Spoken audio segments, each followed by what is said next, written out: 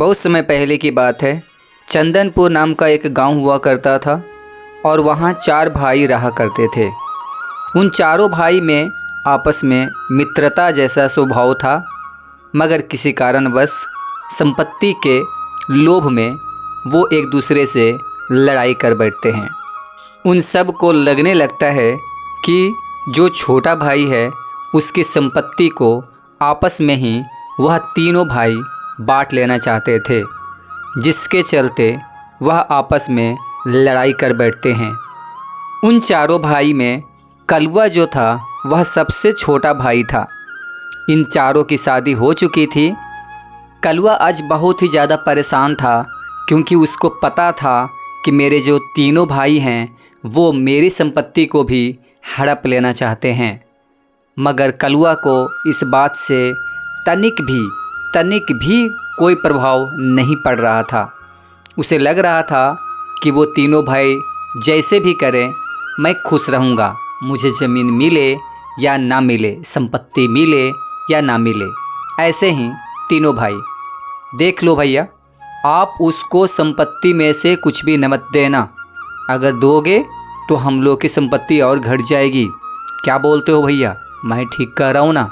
उसको थोड़ा सा भी नहीं देना, चाहे तो कुछ भी हो जाए। आप कलवा को समझ दो कि वो है ही नहीं। हाँ, तू तो ठीक ही कह रहा है। मैं कलवा को एक फूटी कौड़ी नहीं देने वाला। मैं सोच रहा था कि वो जो बंजर ज़मीन पर एक घर था, जो वहाँ पे कुछ भी नहीं हो पाता था, तो पिताजी ने वहाँ पर एक घर उठाया है, वही घर को उसको दे दिया जाए, कचरा रहता है। हाँ भैया, यही ठीक रहेगा, आप उसको वही वाला दे दो। कुछ इस तरीक़ा से तीनों भाई आपस में बातें करते रहते हैं और बातें करते करते वह डिस्कस कर बैठते हैं कि हाँ, उसको वो वाला घर दे दिया जाए। तभी थोड़ी देर बाद मंझला बाई बोलता है, देख रामू, तू जाकर कलवा को बुला ला, उसे बुला ला और इसे ये भी बता देना कि हम सब ने ज़मीन का बंटवारा कर चुके हैं, तो आए वह अपना ज़मीन का भी हिस्सा समझ ले और पकड़ ले। कुछ इस तरीक़ा से एक भाई दूसरे भाई को बोलता है। तभी रामू वहाँ से कलवा को बुलाने के लिए चला जाता है। फिर थोड़ी देर बाद ये दोनों भाई आपस में सोचते रहते हैं कि कितना अच्छा होगा कि कलवा का ज़मीन हम सब हड़प लेंगे, और यह दोनों बहुत ही खुश होते रहते हैं।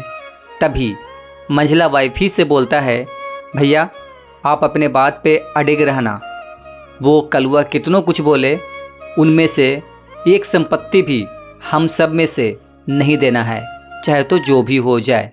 कुछ ऐसा बोलता है। फिर कलवा वहाँ पे आ जाता है और वह भाई जो था वह सारी बात बताता है कि देख कलवा, हम तुमको वो जो बंजर भूमि है उसके बगल में जो एक झोपड़ी है उसी को देने वाले हैं, तुमको वही हासिल करना होगा, और ये जो हमारा घर पीछे है इसको नहीं।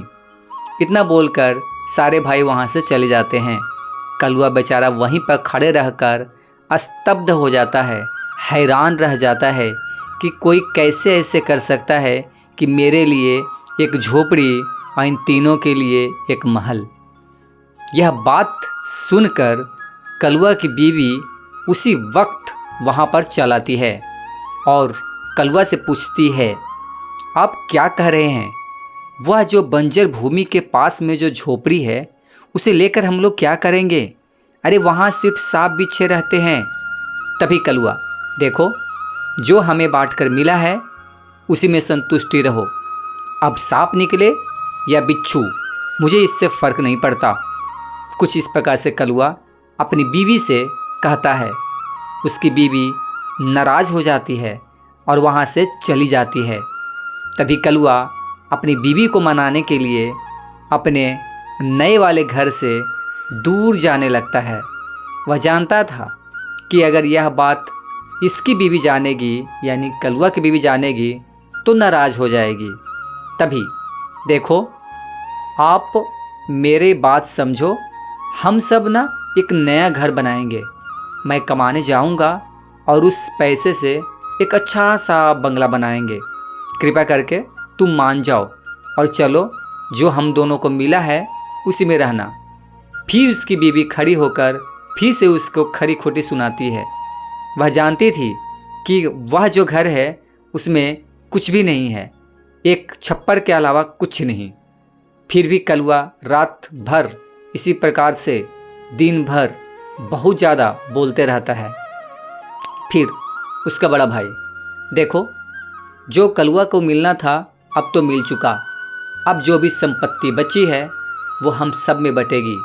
कितना अच्छा होगा, हम सब तो काफ़ी अमीर होते रहेंगे और दिन प्रतिदिन। लेकिन एक मुसीबत यह थी, उन सब के पास में एक बकरी थी जो कि लंगड़ी बकरी थी, और इसके बड़े भाई ने बोल रहे थे कि ये बकरी मैं तुमको दे दूँगा, कलुआ तुम इसको लेकर जाना।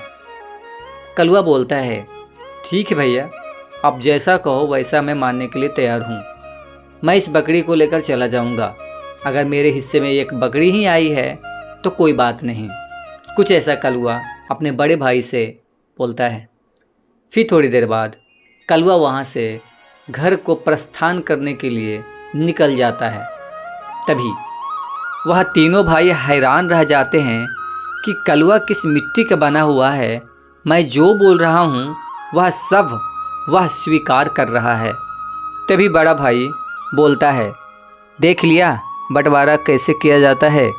अगर बंटवारा तुम लोगों के हाथ में होती तो यह बंटवारा नहीं हो पाता, लेकिन मैंने बहुत ही आसानी से यह बंटवारा को कर दिया। तभी कलुआ की पत्नी बोलती है, देख लीजिए जी, हम सब के पास में खाने के लिए कुछ नहीं, लेकिन क्या यह जो बकरी है अगर यह भी नहीं खाएगी तो यह कैसे बच पाएगी। हम सब तो पेट को मार कर रह सकते हैं, मगर यह बकरी नहीं रह सकती। आप कुछ उपाय ढूंढो। तभी हाँ मैं जानता हूँ इस बकरी का क्या करना है।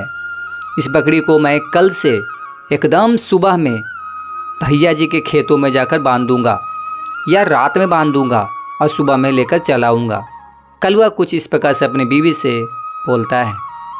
तभी अगली रात कलुआ अपनी लंगड़ी बकरी को लेकर जंगल की ओर जाता है, जहाँ पर उसके भाइयों का खेत था।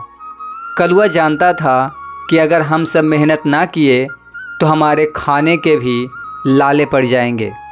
तभी थोड़ी देर बाद उसकी बीवी बोलती है, पता नहीं वह कहाँ रह गए, मैं कब से उनकी राह देख रही हूँ।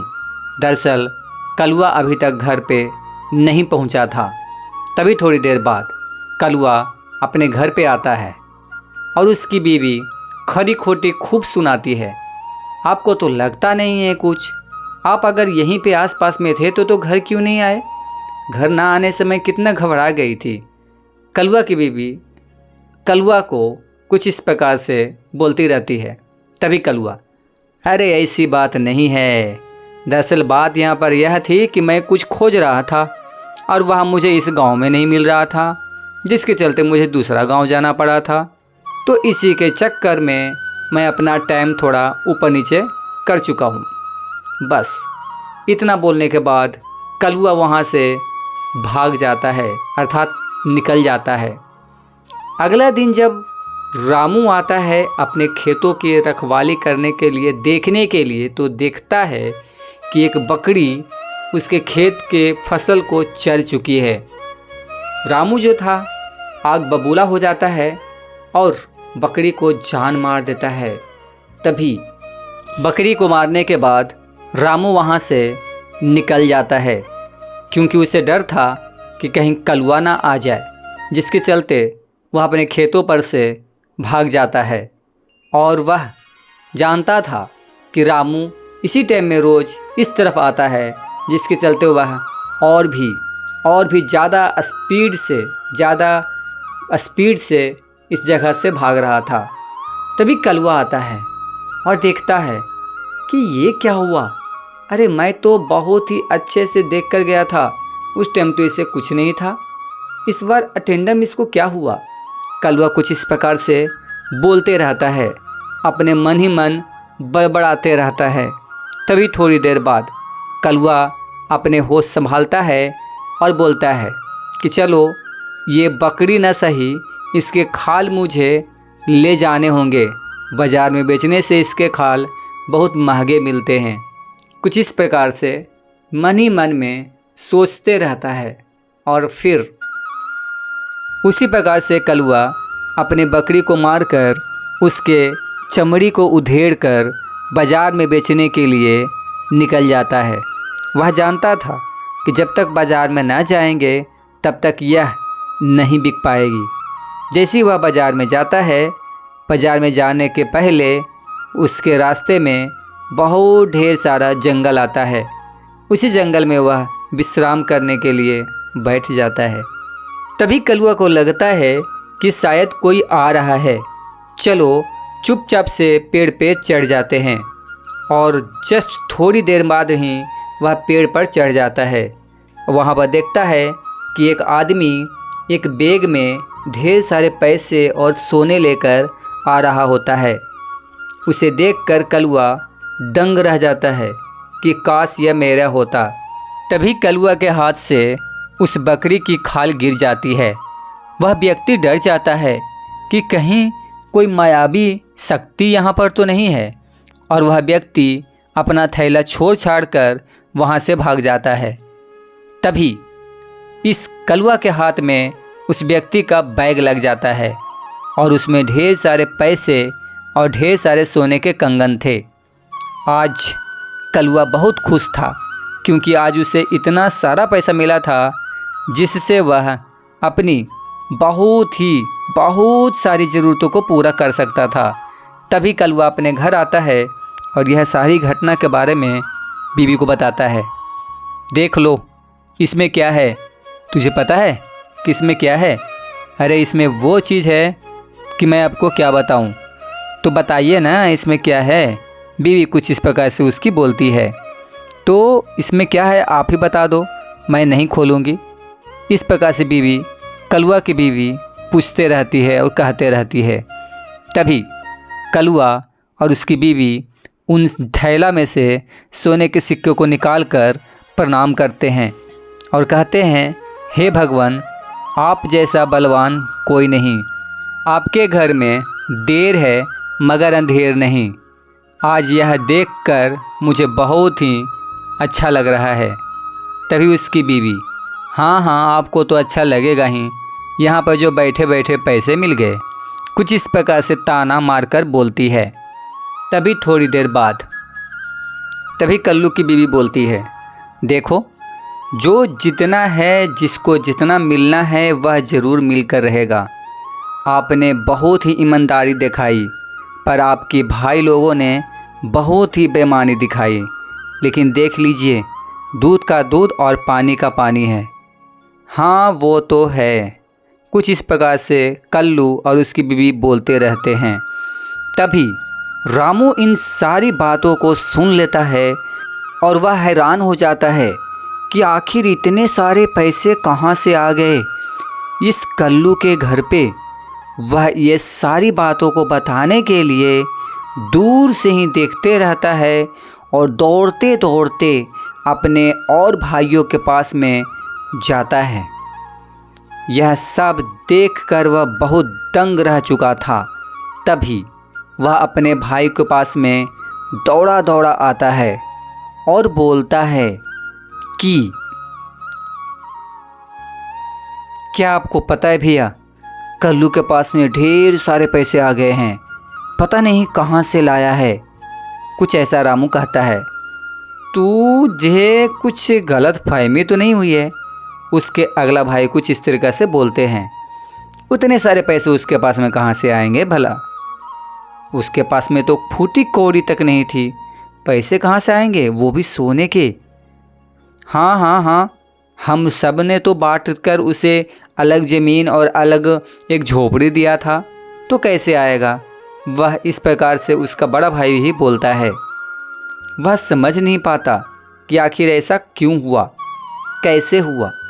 तभी थोड़ी देर बाद कल्लू भी वहाँ आ जाता है। तभी उसका बड़ा भाई बोलता है, कल्लू क्या ये बात सच है कि तेरे पास में बहुत सारे सोने के सिक्के आ गए हैं? आखिर तुमने कहाँ से लाया? कुछ इस प्रकार से उसका बड़ा भाई कल्लू से बोलता है। हाँ भैया, ये बात सच है। दरअसल बात यह है कि आपने जो लंगड़ी बकरी दी थी वह तो मर गई, मगर उसके खाल को बेचकर मैं इतना अमीर हो गया। आप लोग भी चाहो तो अपनी बकरी को मारकर खाल को बेच सकते हो। तभी अगले दिन ही वह अपने सारी बकरियों को मारकर और खाल को लेकर मार्केट में बेचने चले जाते हैं। यह सब देखकर जो मार्केट में लोग आए हुए थे उनको बहुत दिक्कत हो रही थी। तभी एक औरत एक पंडित जी से बोलती है, देखिए ना, पता नहीं ये सब कैसे लोग हैं कि बकरी के खाल को बेच रहे हैं। पता ना किस बेवकूफ़ ने इन सब को बता दिया कि बकरी के खाल को बेचने से ये अमीर हो जाएंगे। हाँ हाँ, ये मुझे भी पता है, पता नहीं इसे कौन बता दिया, पता नहीं कितने गंवार लोग हैं। कुछ इस प्रकार से पंडित और वह महिला बाज़ार में बातें करते रहते हैं। तभी उन तीनों भाइयों को बाज़ार वाले लोग मार मार कर वहाँ से भगाते हैं कि भागो यहाँ से, क्या बेचने आया है, सारे बाज़ार में गंध मचा रखी है। और वह सारे तीनों भाई वहाँ से भाग जाते हैं। तभी एक भाई कलुआ से मिलने के लिए उसके घर पर आता है। क्या कलुआ, तू ये क्या किया मेरे साथ में और मेरे दोनों भाइयों के साथ में? तू मुझे बेवकूफ़ बना रहा था। तू खल्ली बेचकर तू बड़ा आदमी बना है। तू कितना बेवकूफ़ बना रहा है हम लोगों को। तभी कलुआ बोलता है, हाँ हाँ, मैं तुम लोग को तो बेवकूफ़ बनाऊंगा ही, तुम लोग हो ही पहले से बेवकूफ़। अरे कोई खल्लरी बेच कर कैसे इतना अमीर हो सकता है? वो तो मैं दूध का दूध और पानी का पानी कर रहा था, जैसा तुमने मेरे साथ में किया वैसा। फिर अगले दिन कलुआ अपनी बीवी से यह सारी बातों को बताता है कि कैसे उसके भाइयों को बाज़ार वाले ने भगा भगा कर पीटा और वहाँ से भगा दिया। यह सब कहानी अपनी बीवी को कलुआ बताता है। तभी उसके भाई, ये क्या हो गया, हम लोगों को वह इतना नीचा समझने लगा, हम लोगों को वह मार्केट से बाज़ार से भगवा दिया और कर रहा था कौन सा काम, और हम लोग कर रहे थे कौन से काम। यह सब उन सब को अच्छा नहीं लगा। तभी बड़ा भाई अपने कल्लू के बीवी से मिलने के लिए आ जाता है और बोलता है कि बताओ कौन सी ऐसी तरकीब है जिसके सहारे कलुआ इतना बड़ा आदमी बना। तभी उसकी बीवी बोलती है, ऐसा कोई तरकीब नहीं है, बस बात यह है कि हम लोगों की किस्मत में पैसे वाले बनना था, बस बन गए, और कुछ नहीं। आप लोग तो बेईमान हो, बेईमान, इतने बेईमान कि भला किसी का भाई ऐसा बेईमान ना हो। कुछ ऐसा कल्लू की बीवी बोलती है। यह सब सुनकर दोनों भाइयों को बहुत ही गुस्सा आता है। तभी बड़ा भाई आगे बढ़ता है और बढ़ने के बाद वह सोचता है कि चलो आज इसका काम तमाम ही कर दें, और बड़ा भाई अपने भब्बू को मारने लगता है। मतलब अपने कल्लू भाई के पत्नी को जान मार देता है और वहाँ पर मारकर अब वह वहाँ से भागने लगता है। थोड़ी देर बाद वह वहाँ से रफू चक्कर होने लगता है। वह जान गया था कि अगर मैं थोड़ा देर यहाँ पर और रुका तो कलुआ आ जाएगा और हम दोनों भाई को पकड़ लेगा। तभी वह वहाँ से भाग जाता है। यह बात कलुआ को सुनाई पड़ती है, पता चलता है किसी के द्वारा भी, तो कलुआ वहाँ से दौड़ा हुआ आता है और अपने बीवी के पास में घुटने के बल पे बैठकर बहुत रोता है। अरे हम तो सोचे थे कि हम तेरे साथ में ज़िंदगी बिताएंगे, मगर अब क्या होगा। पर किसी प्रकार से दाह संस्कार करने के बाद एक दिन वह घर के पास में बैठा होता है। तभी उस गांव की सबसे सुंदर लड़की उसके पास में आती है और बोलती है कि क्या आप मुझसे विवाह करोगे? हमारी आपकी यह तकलीफ़ देखी नहीं जाती, कृपया करके आप हमसे विवाह कर लो, हम आपके साथ हैं। बोलो, आप हमसे विवाह करोगे? क्योंकि अब आपकी पत्नी भी ना रही। कल्लू कुछ सोचता है और बोलता है, हाँ हाँ, मैं तुम्हारे साथ में ज़िंदगी बिताने के लिए तैयार हूँ। वैसे भी अब मेरा इस गांव में कोई नहीं, हम दोनों शादी कर लेंगे। मेरे पास में पैसे बहुत सारे हैं, उस पैसे से बंगला खरीदेंगे और उसमें रहेंगे। तभी वह अपने पुराने घर पर कल्लू और उसकी नई वाली बीवी आ जाती है और दोनों बातें करते रहते हैं कि कैसे कैसे क्या क्या करना है, कहाँ पे बंगला खरीदना है, कहाँ पे नहीं। और अगले दिन एक सुंदर सा महल जैसा एक बंगला वह दोनों खरीद लेते हैं और फिर हंसी पूर्वक खुशी पूर्वक इसी घर में रहना चालू कर देते हैं। और उधर इसके भाई बिल्कुल कंगाल हो जाते हैं, क्योंकि इनकी बकरियां भी इन सब ने मार दिए थे। अपने पैर पे ही कुल्हाड़ी खुद मारे थे, जिसके चलते अब उनके पास में कुछ भी वैसा नहीं था जिसके सहारे वह अपने जीवन यापन कर सके। वीडियो अच्छा लगा वीडियो लाइक करना, चैनल को सब्सक्राइब करना। Thank you.